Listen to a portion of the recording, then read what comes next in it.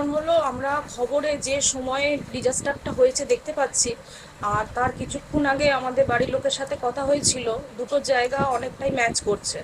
আমিও মুখ্যমন্ত্রীর কাছে আমার অনুরোধ, যত দ্রুত সম্ভব আমার স্বামী এবং তার সাথে যারা রয়েছেন তাদেরকে কোনোভাবে ফিরিয়ে আনার জন্য চেষ্টা করুন। হড়পা বানে বিধ্বস্ত নেপাল। কেটে গিয়েছে 24 ঘন্টা।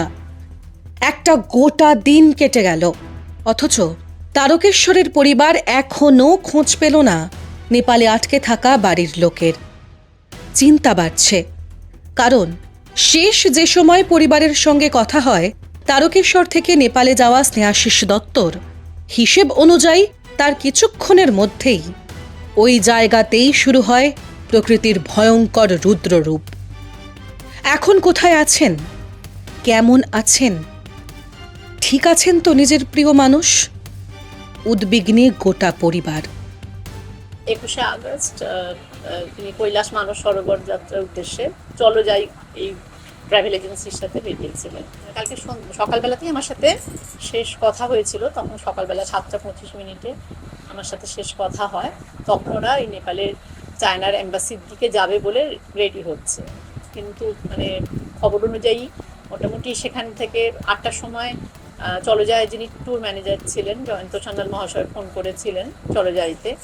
ওরা তখন প্রায় 8টার সময়তে তখন ওরা নেপালের ওই ইমিগ্রেশন অফিস থেকে, চায়নার যে ইমিগ্রেশন অফিস সেখান থেকে ওরা 15 কিলোমিটার দূরে ছিল। তাহলে হিসাব অনুযায়ী যে সময়তে বিপর্যয়টা হয়েছে সেই সময়তে ওদের ইমিগ্রেশন অফিসেই পৌঁছে যাওয়া। চলো যাওয়ার সাথে যোগাযোগ করেছিলাম, ওরা বলছেন দেখুন, হ্যাঁ ওরা ট্রাভেল এজেন্সি, ওরা বলছেন যে আমরা আমাদের লোক পাঠিয়েছি এবং আমাদের সম্রাট যে ট্যুরস অ্যান্ড ট্রাভেলসের পক্ষ থেকে হেলিকপ্টারও পাঠানো হয়েছিল, কিন্তু হেলিকপ্টার ওখানে নামতে পারেনি। মাননীয় মুখ্যমন্ত্রীর কাছে আমার অনুরোধ, যত দ্রুত সম্ভব আমার স্বামী এবং তার সাথে যারা রয়েছেন তাদেরকে কোনোভাবে ফিরিয়ে আনার জন্য চেষ্টা করুন। ভারতীয় দূতাবাস, রাজ্য প্রশাসনের সঙ্গে অনবরত যোগাযোগ রাখছেন পরিবারের সদস্যরা। আশ্বাস মিলেছে কোনো খোঁজ পেলে দেওয়া হবে খবর। তবে হড়পা বানের টাইমিং এবং সে সময় সেখানেই তারকেশ্বরের স্নেহাশিস দত্তের উপস্থিতি চিন্তা ক্রমশ বাড়াচ্ছে পরিবারের। নেপাল এমবেসি থেকে অ্যাসুরেন্স দেওয়া হয়েছে যে একদম রেস্কিউ টিম, রেস্কিউ হেলিকপ্টার্স, এবং চাইনিজ সাইডেও নিউজে যা দেখছি চাইনিজ সাইড থেকেও হেল্প করা হয়েছে।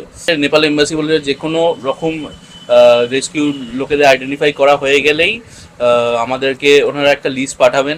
কন্ট্রোল রুম হয়েছে, সেখানে আমাদের কন্ট্যাক্ট করা হয়েছিল।